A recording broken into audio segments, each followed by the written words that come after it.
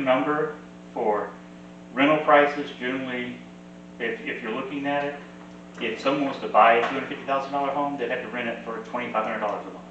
So these really won't be in the true sense of affordable rentals, but unless they're getting additional money to do that. But as a city, it wouldn't matter really if it's a rental or a single family. You're going to have homestead exemptions and other things that occur one or the other. But if the people don't live here, they're going to find somewhere else to live. But everybody is, everybody's not going to rent, and everybody's not going to buy. Some of the homes in here will be rentals. You'll get full tax. Some will be just regular homes, and people live in them. They will get homestead exemptions. There's no way to predict how many people would port there wherever. I've had several homes here in town. I ported mine. The person that bought it had to start over at the higher price, and then now they're paying more in taxes because they started over. So, and that's just a cycle that happens over time. But if we don't get some kind of development, then just the citizens will be stuck making all these improvements, and the more things that break, you're going to be raising the rates a lot more for the citizens that live in Live Oak, because you're just dividing all those repairs over a smaller number of people and a smaller number of homes and a smaller number of connections.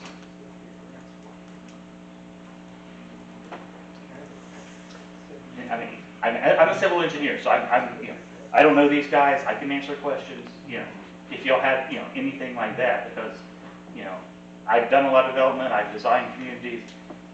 I've seen in 3 units an acre is not much.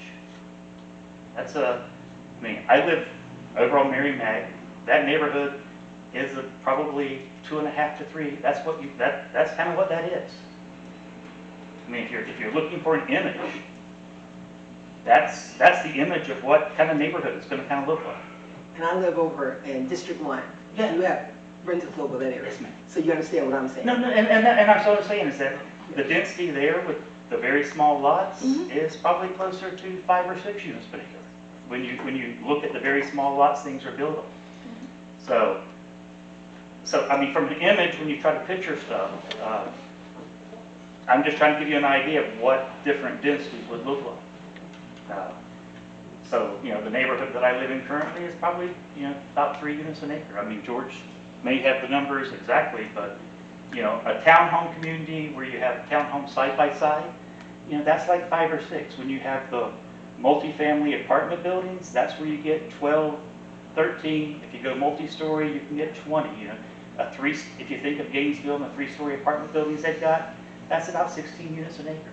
To give you a feel of when people talk about, that doesn't really mean anything to anybody. 3 units an acre, what does that mean? I'm trying to give you images here in town of what that kind of represents and what kind of neighborhood you would expect to see at 3 units an acre.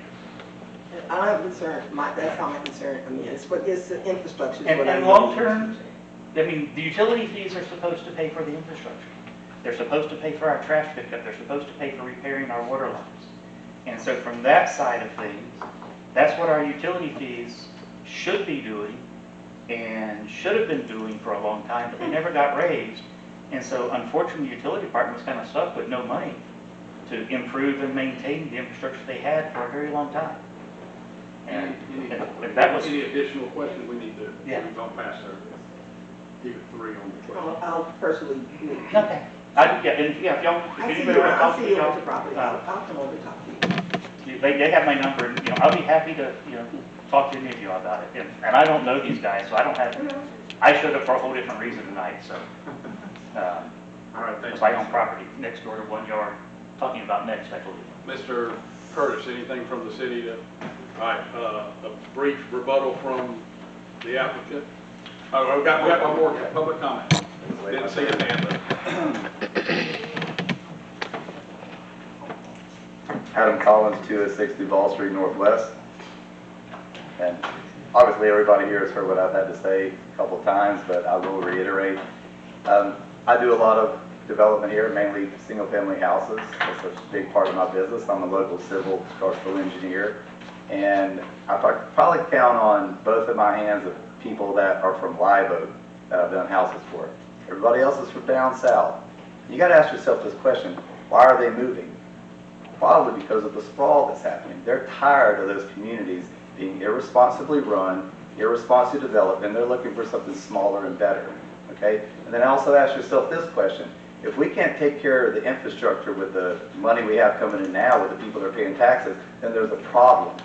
Adding more houses that we already can't take the infrastructure out will not fix the problem. There need to be some internal things that go on that we need to look deep within ourselves and ask ourselves, well, if all the decisions we made prior to now brought us to this point and dealing with the problems we're dealing with, then maybe we should rethink how we develop this community instead of going full bore into a development that wants to, well, at first it was quintuple the amount of houses that could go there. Right now it's about 100 houses that could go there, you know, given the amount of buildable land with a unit per acre, one house per acre. But now we want to make it 3. First it was 457 homes, now it was less. My bad, before that it was 500 trailers, then it was 457 homes, now it's 300 something homes. I mean, where is this a moving target? What I believe is that the 100 homes you could put there right now in the county, yeah, you won't get tax revenue coming in, but the people are going to spend money here. Then ask yourself this other question: all these multi-unit houses that are high density, what are these people going to do that are coming here? There's no industry, there's no jobs in this town. The people that come in are retirees. They got money to spend, they got stock market money, mutual funds. Where are the people going to work at here? I mean, honestly, everybody that's grabbing, a lot of people leave. They don't want to stay here because there's nothing to do. If they do something here, maybe they work remotely. You know, I do a lot of remote work. Most of my employees are remote employees. So, I mean, we're bringing in all this extra high-density housing for what? To be empty? I mean, the people that are moving in that this community needs are people with money that don't have to work. That's just the facts. Okay? So let's look at this responsibly. We really want to pour all these extra homes beyond what it is zoned for onto our roadways, because y'all don't believe it, or I don't think anybody believes me, but these people are going to go around in neighborhoods, and the people that have these neighborhood homes, they got their little basketball goal on the side of the children playing, now they're going to have all this extra traffic going through, getting around gridlock. Who's going to be responsible for that? Is the money taken for taxes going to help only one district or all the districts for this downstream effects? And I'll tell you one thing, you know how DOT determines where to put traffic lights? Fatalities. Thank you.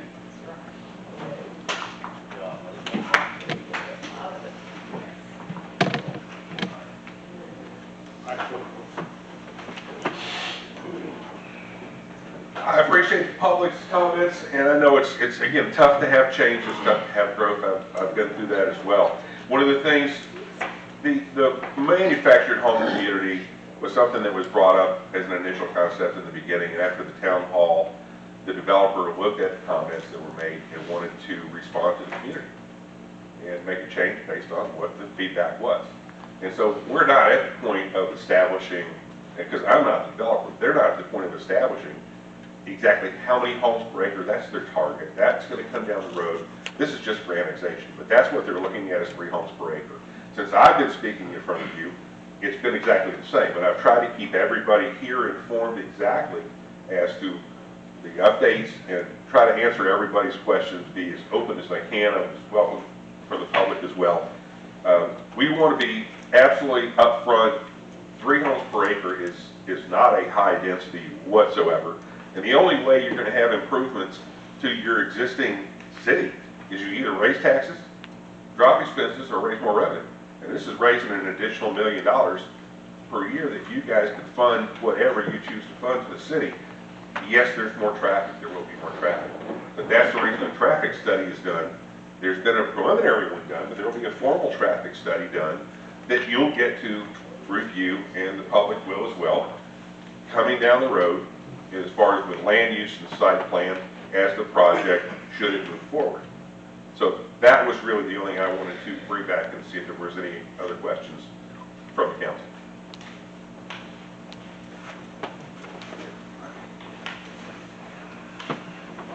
We'll close that part of the hearing then, and do the pleasure of the council. Mr. President, I make a motion that we approve final reading on ordinance number 1507. Okay, we have a motion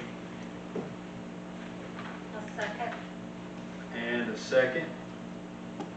Should we do a roll call? Yes, we should do a roll call. All right. Councilman Jefferson. Yes, sir. Okay. Councilman Brown. Owens. No. All right. Councilman Birch. Yes. Councilman Campbell. No. Councilman Howard. Yes. So that's 3-2. And the motion passes on the final reading.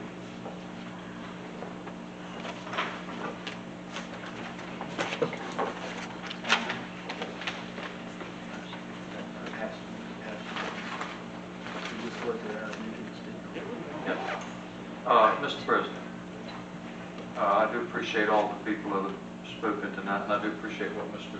Sessions said, and that early on, every person should be able to vote their own conscience and not have any threat or any pressure put on them to vote otherwise. We all should be able to have our own opinions about things, and it doesn't mean the other person is bad.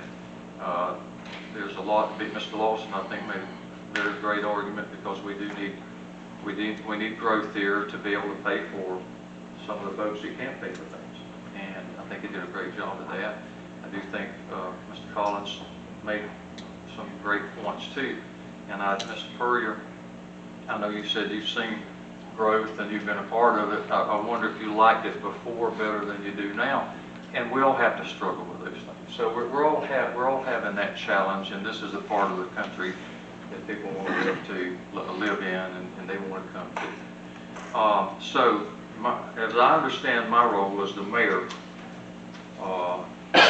if when an ordinance is passed by the council and under seal and certificate of clerk comes to my desk, I can sign it and then it becomes effective at that time. If I do not, then I can post any objections I have in writing at or before the next regular meeting of the council, and then the council would have to make a decision. I will refer to councilor to verify what I said is correct there. So I think we all agree we need growth. We need not just affordable housing. We definitely need that. We will always need that. And I think we're compassionate people who will want to help folks, because many of us, I started out, my wife and I, at 16 years old, living in a 12 by 45 trailer. And looking back on it, I'll be honest with you, it was one of the best places we ever lived. We had more joy there than, not more, but we enjoyed it, and that was our start. So I understand people are having difficulty finding places. We need growth. In fact, we're going to have growth. However, as a live oak governing body, I do believe it is our responsibility to our citizens to oversee quality growth as opposed to just quantitative growth only. I understand that this is an ordinance to only annex this property, and details concerning development will be something that would be determined later. However, I do believe, as the council stands tonight, that they have basically agreed to whatever the plan is. I did hear the first time 400 something, 500, 400. I think it's four times 100 or 4 times 120. I think it was. I heard over 400, and now tonight it's three. So I did hear that to begin with, and it was mobile homes, but I know that's changed. I'm not holding you to that. I mean, it's not for me to hold you to it anyway. So I do understand that. I will just say this, Mr. President, as the mayor, I passed along that property several times and I saw the signs up and I thought, well, the county's changing the zoning out there. So one day I decided to stop and I looked, and I didn't actually read the head, I just looked at the date and I thought, well, gosh, they're meeting on the same night we are. Well, come to find out, it was the city that was annexing in the property. And I'm not sure that the council knew that. I mean, you may have. I didn't know it until I saw that. I don't know if you knew that until the agenda went out on Tuesday, or maybe the packet went out on Friday, and then you had Tuesday to make a decision, or at least to hear. I did, and you did have a workshop. I do feel like that something of this impact and magnitude maybe should have been, should have been made aware of it maybe earlier. That's just something in the process that might be something that the council would want to look at in the future. I believe that in a lot of these matters, I do believe it is fair to do not believe that it's fair to the seller, developer, or the city and other entities affected by this potential development to have so many important questions unanswered. I believe it is in the best financial interest of the city to seek answers to important questions, and further, I want assurances that the city will not be left to pick up the costs that should be borne by others. Important questions that I would be looking for answers to would be density issues, which I think we got a little inkling tonight about some of that. Traffic issues, including the possibility of the installation. Someone brought up this, I don't want to just throw this out. I do think some of you may have said this, or we heard from some informed person that a traffic light may cost up to $2 million at 129 in Bass Road. Who's going to pay for that? Traffic impact in the area. There are 7 schools located within just under 1 mile of this property.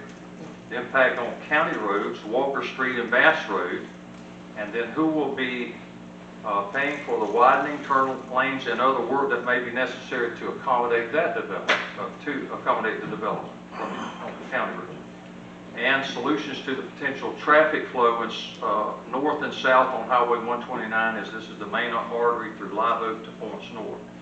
Another issue is water retention, as the flood map zone shows several good-sized area in the northern part, Mr. Jones pointed out, of the property. It does not indicate the southern portion of the land in the flood zone, but there's been standing water in this area for several weeks and continues to be so there today.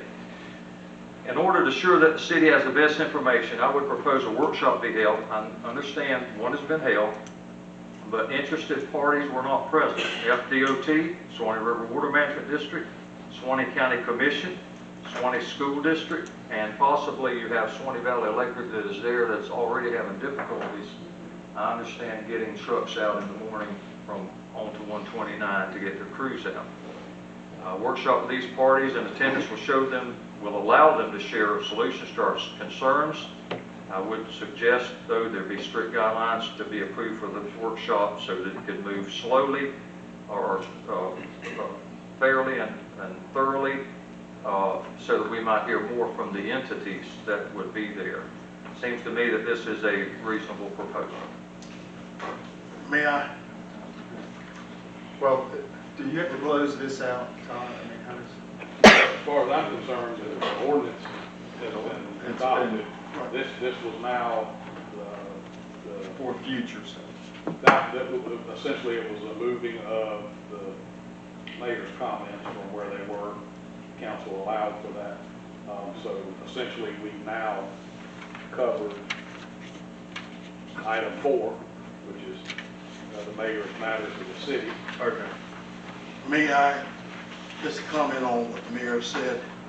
And our request as a council, way before we got to this point, about having a workshop that include all interested party, school, public work, city manager, council, county commissioners, water management, property appraisal, all these guys, way before we got to this point. And I think I can lead that to the mayor and.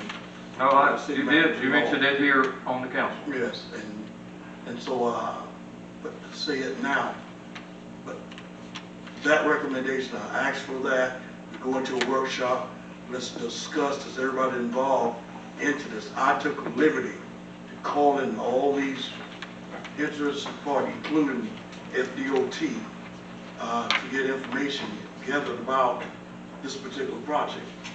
So now we want to have another workshop on this matter. Well, all this was for annexation.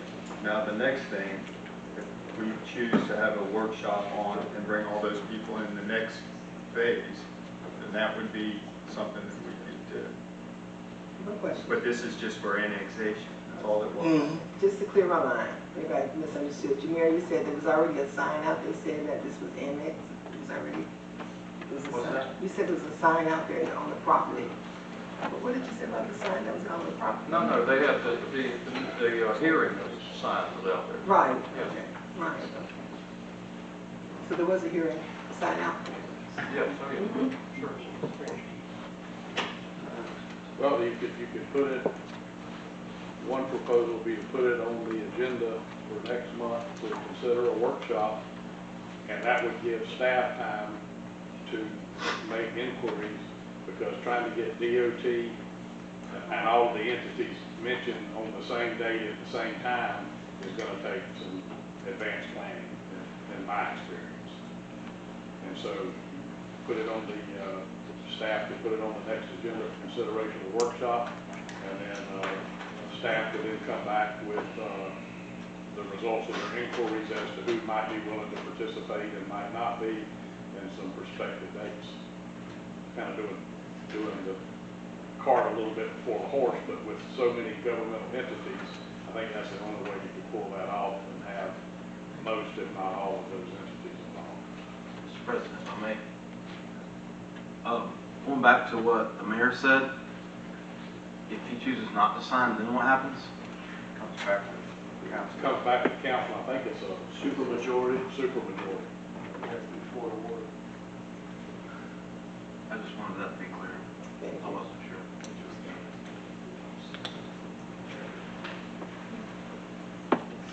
And you don't need a motion to put it on the next, I mean, staff can handle putting it on the next agenda. Wait on the mayor. In terms of what we do. Well, I would recommend doing it sooner rather than later. That's why you get a workshop. Well, and, you know. I mean, if you could get I the- do. If you could get the entities together, and set a date, that's fine. We would have a tentative date, and then set the workshop. And I want to ask the DOT guy, is it going to cost $2 million to put a red light out there? And who's going to pay for it? Mr. Spurrier, I mean, no offense, but I don't think you'll be here maybe when the red light's put out there, Mr. Jones. So those are DOT's road aspect. I don't know. Clear. That's why you're having a workshop. I want Bring in I would like DOT. assurance from them. That's what I want. Well, that's why you got them coming in. Hopefully, at a workshop. Let's put on the agenda for. So staff can handle working